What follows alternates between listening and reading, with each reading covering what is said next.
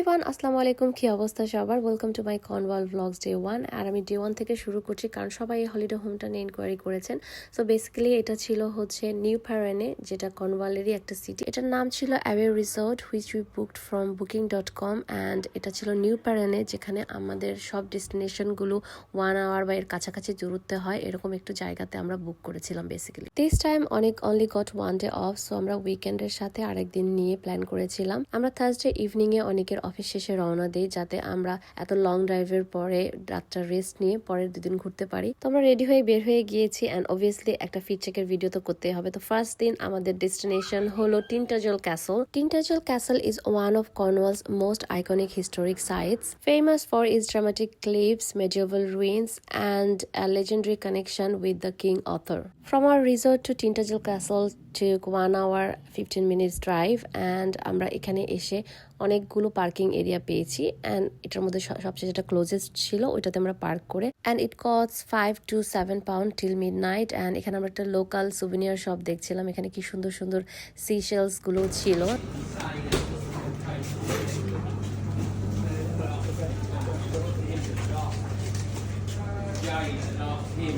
By this time আমরা একটু hungry হয়ে গিয়েছিলাম। দেন আমরা একটা লোকাল ফেমাস প্যাটিস শপ দেখলাম, ওখান থেকে আমরা চিজ অ্যান্ড অনিয়ন প্যাটিস নিলাম কারণ আমাদের অনেকক্ষণ হাঁটতে হবে এখন। অ্যান্ড যেখানে আমরা যাচ্ছি এখানে আশেপাশে কোনো ফুড শপ নেই। পার্কিং এরিয়া বা টিন্টাজল যে সিটি সেন্টারটা, ওখান থেকে এই টিন্টাজল ক্যাসল বা এই কোস্ট এরিয়াতে আসতে 20 মিনিটসের মতো হাঁটতে হয় অ্যারাউন্ড। ওয়াকওয়েটাও বেশ সুন্দর, একটু নিচের দিকে, বাগি নিয়ে আসতে কষ্ট হয় না, যাওয়ার সময় কষ্ট হবে।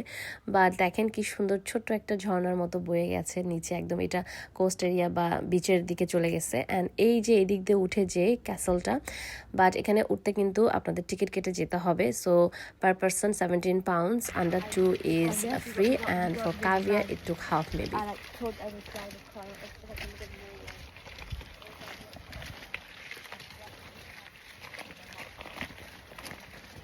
আমাকে বাসে করে নিয়ে যেতে হলে ভালো হতো।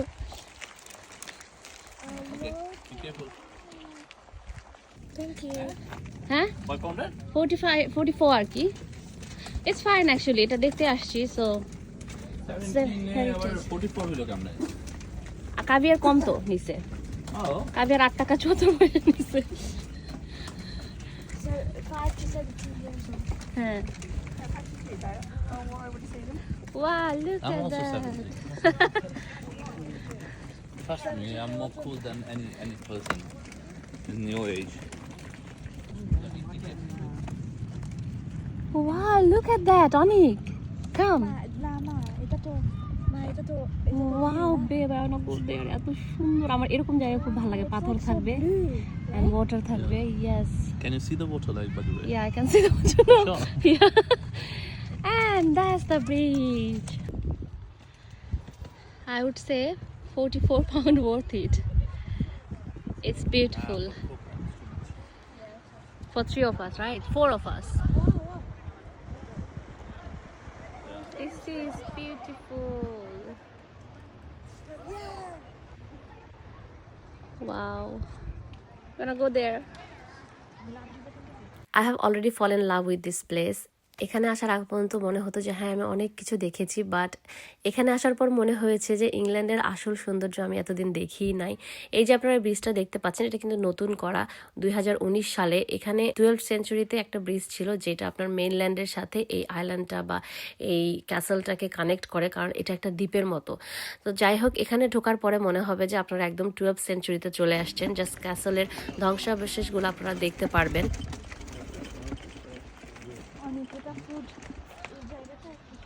অ্যান্ড কোথায় কি ছিল এটা সাইনবোর্ডে লেখা আছে। আর ওই যে দেখতে পাচ্ছেন বিশাল একটা হোটেল, এটা অনেক পুরনো একটা হোটেল, এখানে একদম পাহাড়ের উপরে করা, ওটা মেইনল্যান্ডে পড়ছে আর কি। তো যাই হোক, এরপরে আমরা বাগে নিয়ে আস্তে আস্তে উপরের দিকে উঠছি। একটু কষ্ট হচ্ছিল অবভিয়াসলি, অ্যান্ড অনেক রোদ ছিল, বাট এত সৌন্দর্য দেখে আর কি মন ভরে যাচ্ছিল যে যাক, কষ্টটা সার্থক হয়েছে।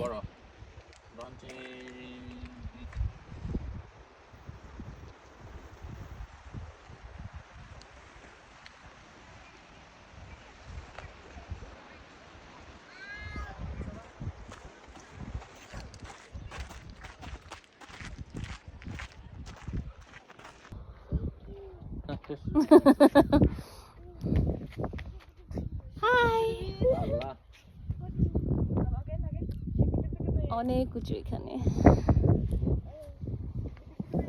তোমার ছবিটা দেবে আসলে এত উঁচু একটা ক্লিফ অ্যান্ড এখানে এত সুন্দর একটা ক্যাসেল ছিল, মানুষজন বসবাস করতো, তাদের জীবনযাপন কেমন ছিল এগুলো পড়ছিলাম আর ঘুরে ঘুরে দেখছিলাম, যদিও সেগুলোর চিহ্ন খুব একটা নেই, বাট তারপরেও অবাক লাগছিল।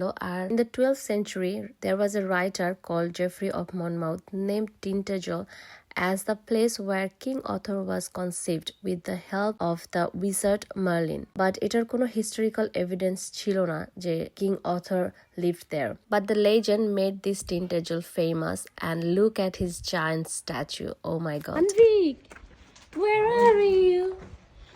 Oh no, that's a cave. Look. Kavya, আসো। Kavya, এইটুকু cave? এটা সুরঙ্গের পথ আর কি। হ্যাঁ, সুন্দর। এদিকে বের হওয়া যাবে না? না, তো ক্যাসেলের এগুলো ধ্বংসাবশেষ পড়ে আছে। ঠিক আছে, এটা chapel. Look at this. Oh, there used to be a chapel.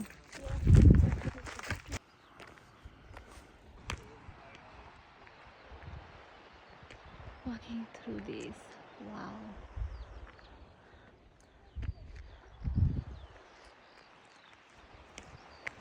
And finally পুরো ক্যাসেল অ্যান্ড ক্লিফ ঘোরার পরে আমি এই ডোরটা পেয়েছি, the door to the haven. এদিক দিয়ে নিচে নেমে গেলে একদম কোস্টটা বা বিচটা, এটা আমি পুরো টাইম ধরে খুঁজছিলাম বাট পাই নাই, একদম লাস্টের নামার মুহূর্তে যখন বন্ধ হয়ে যাচ্ছিল তখন পেয়েছি। সো বেশি ছবি বা ভিডিওস করতে পারি নাই।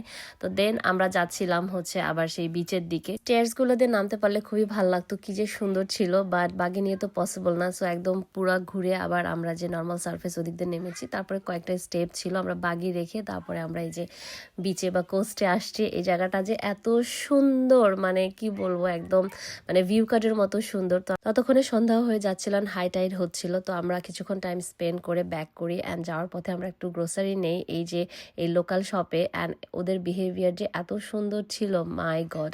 তো তারপরে আমরা আবার আমাদের রিসোর্টে ব্যাক করি। এই যে আপনারা রিসোর্টের নাম দেখতে পাচ্ছেন এখানে। সারাদিন ঘোরাঘুরি করে টায়ার্ড হয়ে ক্ষুধার্ত অবস্থায় এসে যখন এই খিচুড়িটা খেলাম, মনে হচ্ছিল যে হ্যাভেন। এত ভালো লেগেছে, এটা রান্না করে নিয়ে যাওয়ার যে বুদ্ধিটা, এটা যে কত ভালো ছিল কি বলবো, কারণ আশেপাশে ওরকম কোনো ভালো রেস্টুরেন্ট বা খাবারের শপ নাই যেখানে থেকে আপনারা খেতে পারবেন, বা হালাল শপ তো নাই বলা চলে। তো এটা আমরা এনজয় করলাম, দেন বসে বসে কিছুক্ষণ কফি খেলাম, বিউটিফুল একটা সানসেট এনজয় করলাম। আর আপনাদেরকে বলছি, যারা কর্নওয়ালে যাওয়ার প্ল্যান করছেন ফার্স্ট চয়েসে রাখবেন এই টিন্টাজেল ক্যাসল। খুবই সুন্দর, হোল ডে আপনারা সুন্দরভাবে স্পেন্ড করতে পারবেন। দেখা হবে নেক্সট ভিডিওতে। Till then, by.